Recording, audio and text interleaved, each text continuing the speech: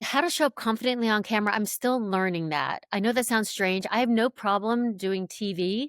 There's something about social media, it's very weird that I'm hyper focused on how it's gonna be perceived. Maybe it's because now I'm literally talking through this now. There's no check and balance on me like there would be at work, where I've Mm. got an editor making sure that I'm not being too over the top or I'm being, maybe that's what my big concern is. And come to think of it, maybe that's my issue. And I just have to sort of trust myself that what I'm doing is okay. Yeah.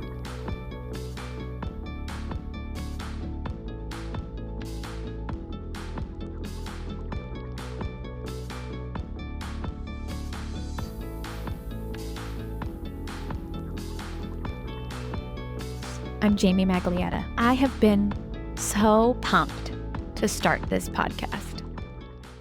One may say that this is my passion project. See, when I was younger, I used to perform on stages and I didn't have any problems with it. However, as I became more self aware, I realized I wasn't really confident enough to be on stage all the time. Whenever I was truly prepared, that is when my confidence shone through. If I had to sing on stage and I wasn't really confident in the song, I stunk. But when I practiced and lived that opera, for example, I nailed it and I brought the confidence. Confidence is, you're not born with it, it's built. And it's built with repetition, it's built with practice, it's built by thinking through what you want to do and really tapping into what it means to think like a producer. You need to produce yourself. And that, my friends, is truly how you will go from unknown to known.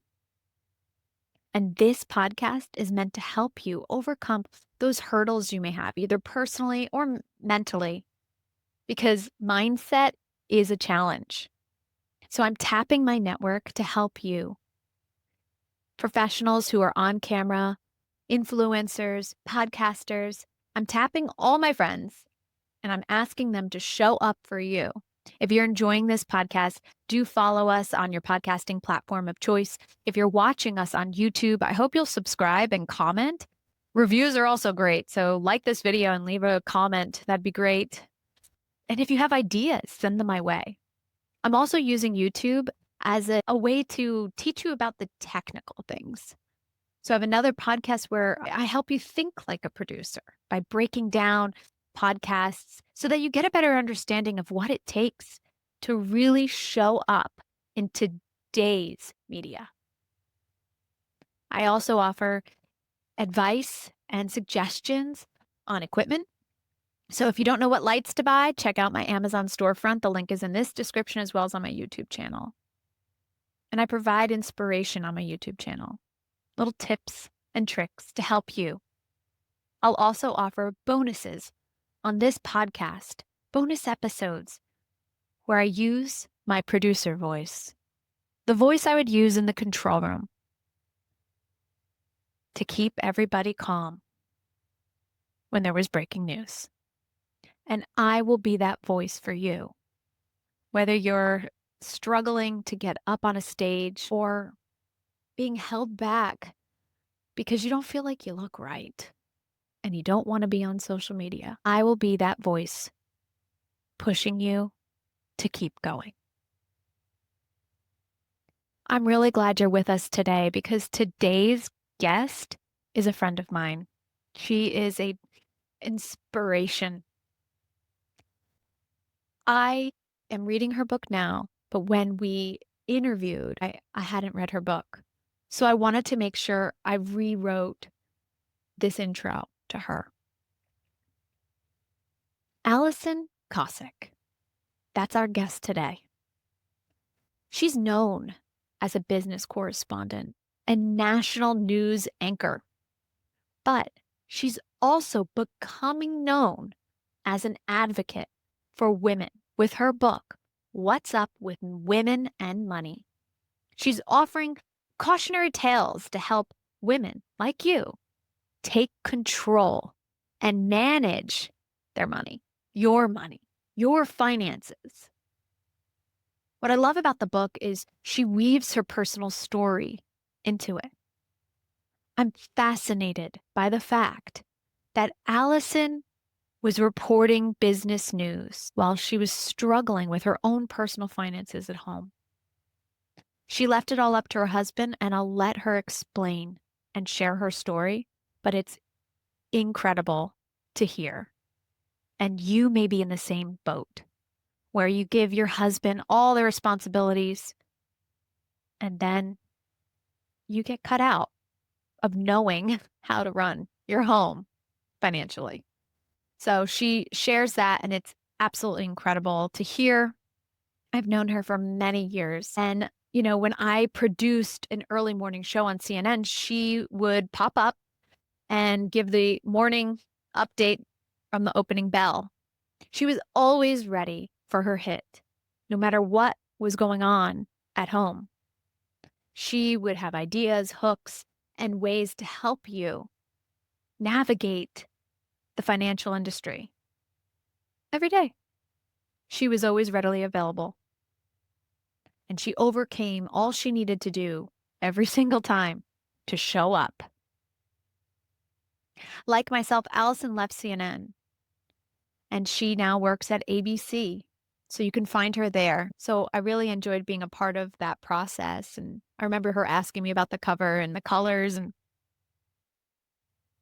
if you're listening to this and you don't know who Alison Kosik is, find her on Instagram. Shout out some love to her. She is running full speed ahead with her book. And I'll have a link to her book in the description so you can get it.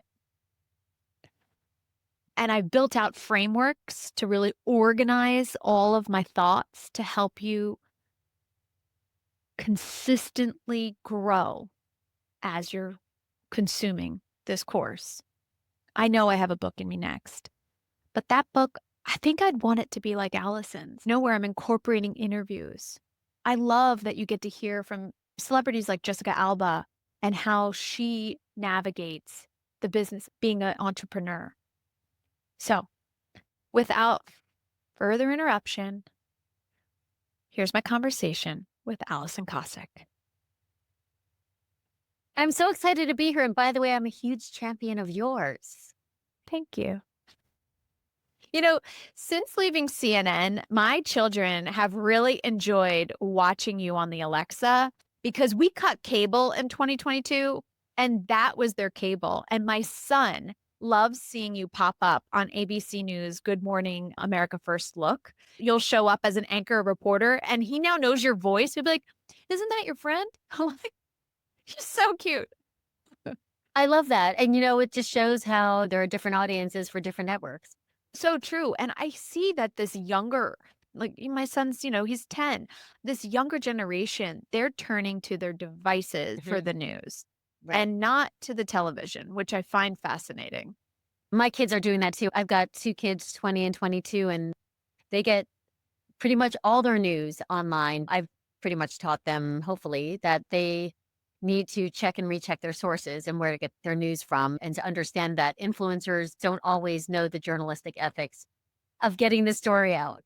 Very true. Very true. But thankfully, like with Alexa, they can say, okay, ABC News or CBS, but just know because of the connection to Mm. you, they're always like, live ABC News, please. I would love to get into all the things about your book, but also talk about the mindset, what it takes to show up on camera as a business reporter and then as an author.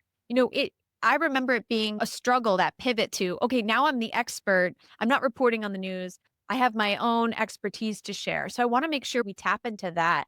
But first, just tell us a little bit about your book and why you decided to write it. Well, I was CNN's business correspondent for more than 15 years, often reporting from the New York Stock Exchange. In my own life, I didn't manage my own financial life. So that wound up being one of the biggest mistakes of my life because I let my husband handle all things financial. And when the marriage went bad, because he handled all the financial stuff, I felt stuck. I had two kids under the age of 10 at the time. What if I made a mistake? What if I lost all of our money? Sure, I understood the concepts of business, but I hadn't actively been making those decisions. And so I stayed in the marriage years longer than I should have. And when I cleared that chapter in my life, I realized that there are a lot of women out there who feel the way I felt, that they don't feel confident in making big financial decisions. It's not something that women readily admit because it's embarrassing and there's a lot of shame around it. You don't want to be seen or the perception of not being intelligent enough to understand these big financial concepts that are constantly thrown at you. So it's not something that we talk about. So I wanted to write a book to allow this conversation to happen, to bring it out into the open, to give women some confidence in feeling that they can not feel intimidated to ask questions about the financial stuff that they don't know. Because if we keep staying quiet about what we don't know because we feel like we're asking stupid questions, we're never going to get anywhere when it comes to financial literacy. And so, Mhm. and I realize that it's women from across all socioeconomic platforms. It's, whether they're high earners or low earners, single, married, divorced, or widowed, a lot of women feel the way I felt about having a lack of confidence in making these financial decisions. And confidence is a big topic of this podcast and YouTube channel. And it's mainly because confidence impacts everything. It can even impact how you show up in your own life.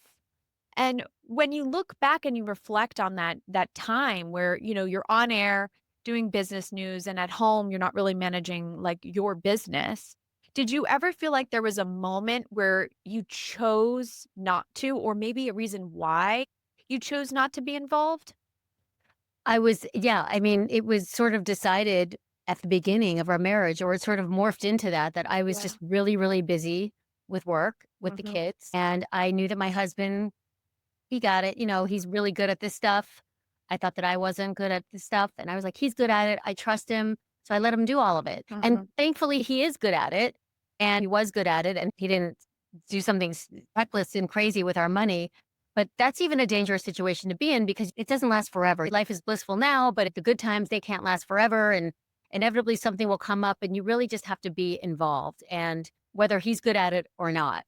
And there wasn't really one moment when I decided that he should handle it. It sort of just morphed into that because I was busy and he could handle it and it was going well.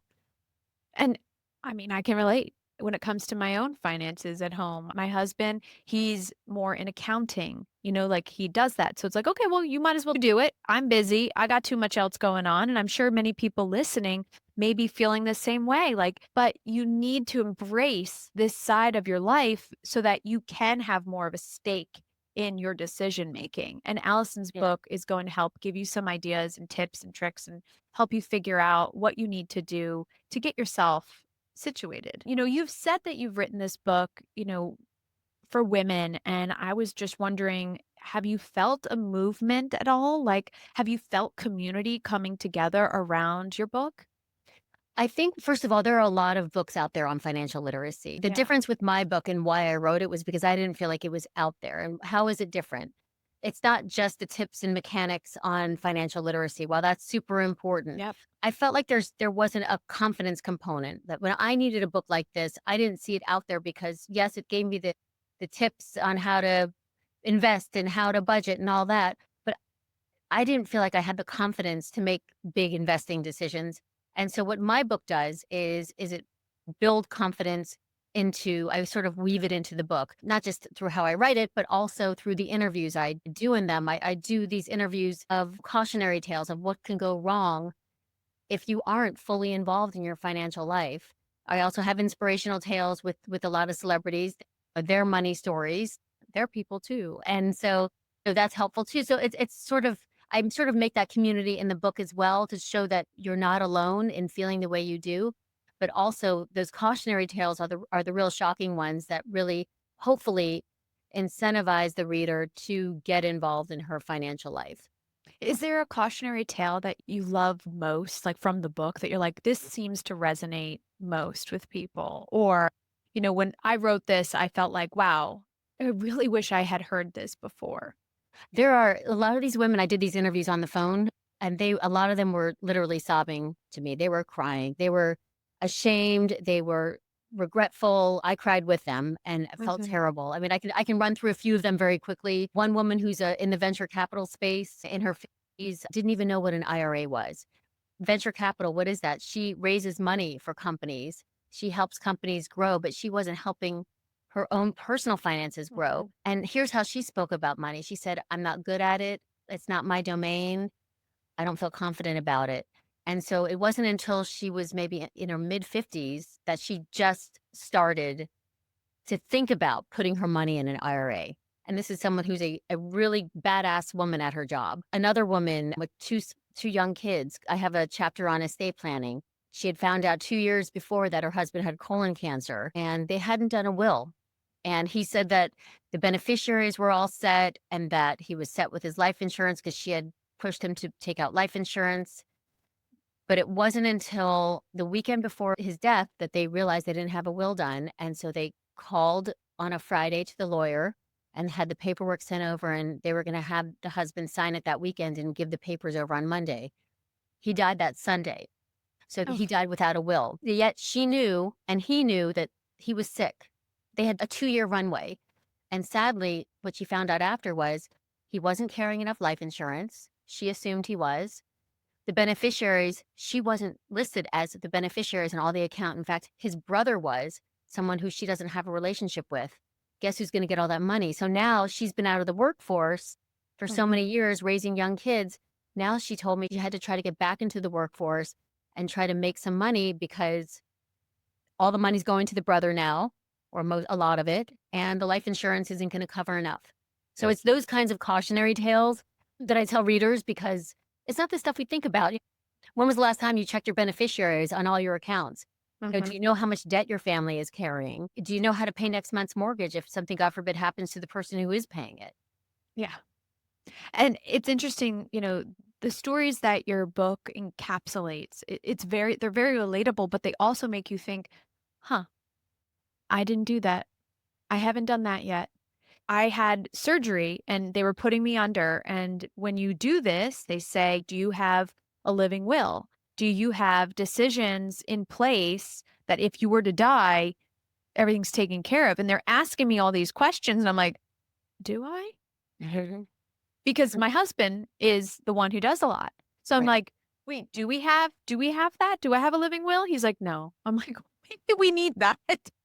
So it is a reminder that, if you're listening and you're thinking, "Goodness me, I really haven't done that. I need to do it." Don't just think it, just do it. And I know sometimes it costs money and you're like, "Oh, I don't want to spend the money to do this," but you need to. And I hope having this conversation does help inspire you to take charge. And, if you are enjoying this conversation, do remember to follow along on your podcasting platform or subscribe to the YouTube channel. Jessica Alba, I'm a huge fangirl, like, of Jessica Alba. And she wrote this about your book. She said, Allison has done a remarkable job of curating a wealth of financial tips and tools, along with valuable insight from a diverse array of dynamic leaders in the business world. What was, first just when you got that from her and even the other comments about your book? I mean, how did that feel? I mean, I was floored. I mean, it was totally I was like in awe, you know? I mean, first of all, getting her interview was no easy task. It took me years to actually, from the moment I sent that first pitch note out to when I actually sat down for the interview, it was at least 2 years. And I want to say more. So worth it, though. Really enjoyed sitting down with her. I'm so thrilled to have her voice in my book. She's definitely relatable to a lot of people, especially online. She gave some great advice. Listen, she went through a lot of, and continues probably to go through a lot of the things that normal people go through. She talks about imposter syndrome and how it made her feel tremendously vulnerable and exposed. And she gives some tips on how to break free of it. And she says, focus on the light or the goal to kind of push you to move forward. And she believes it is the fake it till you make it mentality and kind of Mhm. focusing on the ideal outcome and that you actually have to start behaving as if it's already happening. And Yeah. she's, I guess, had to deal with that while she had her company. And, this whole conversation really speaks to the point that we've been making, where I want to get into your career as a TV on camera personality, but you're now embracing a new voice. You're becoming an expert in this niche by tapping your network, by tapping your resources. And I would hope that comments like that would feel empowering to you in a way that would help you feel like, okay, I am glad I followed my gut, or I'm glad I did this. Like, how does it make you feel in that respect?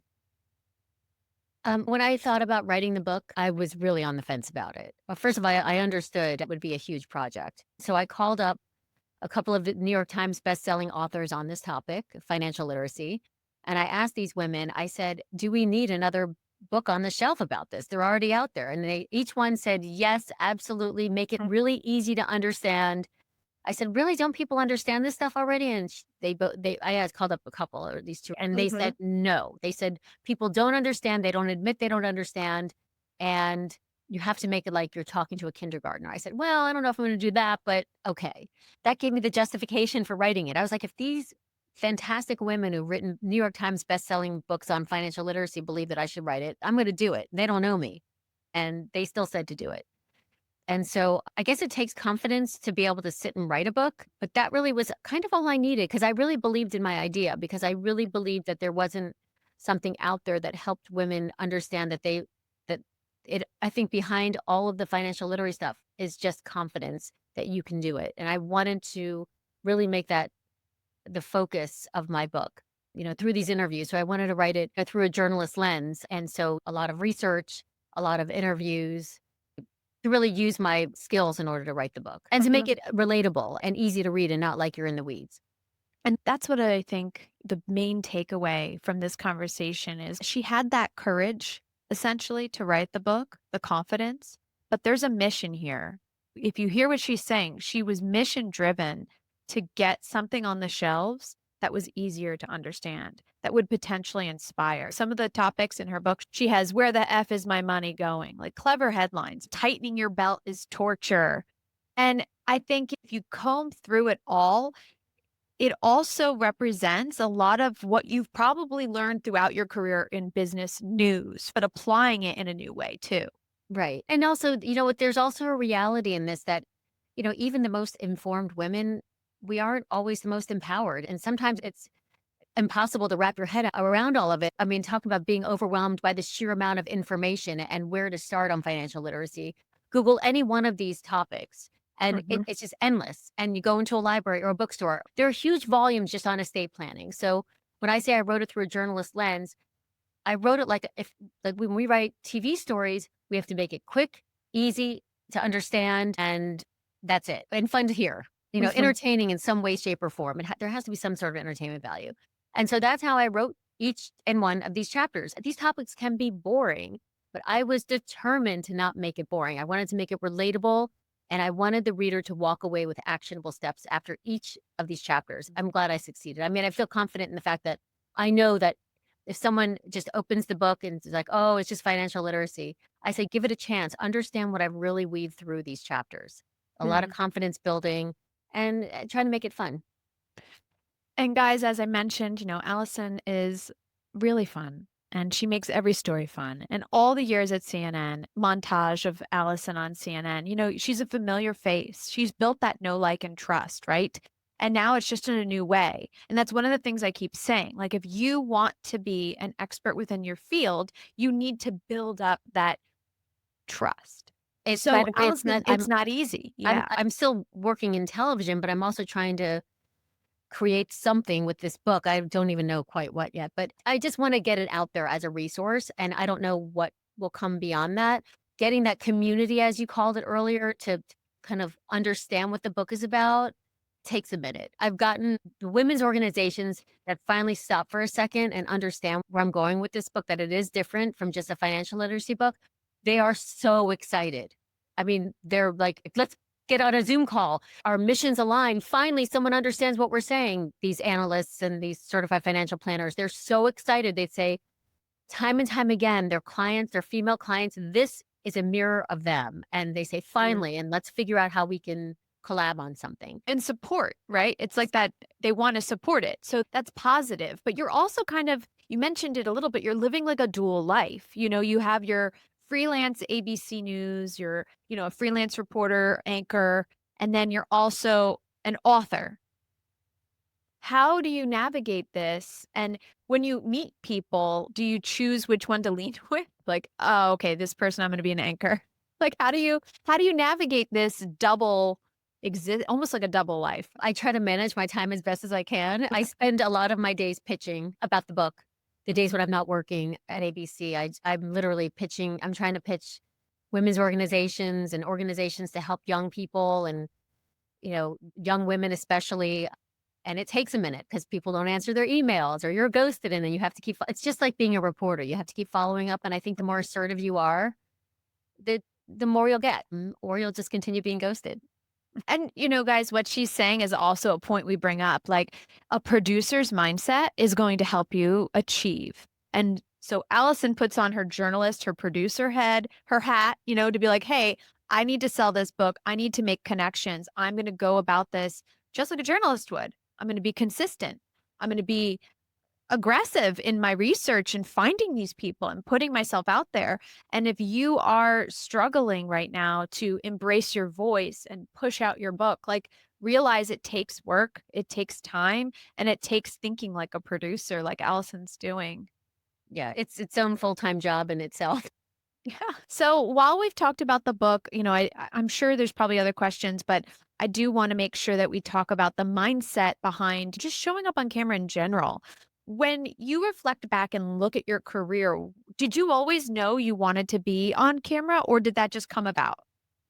I knew I always wanted to be a journalist. I didn't really know it was TV. When I was young, growing up in Florida, in Miami, I remember like being like maybe 12 years old and I would scour the Miami Herald and they would have these essay contests.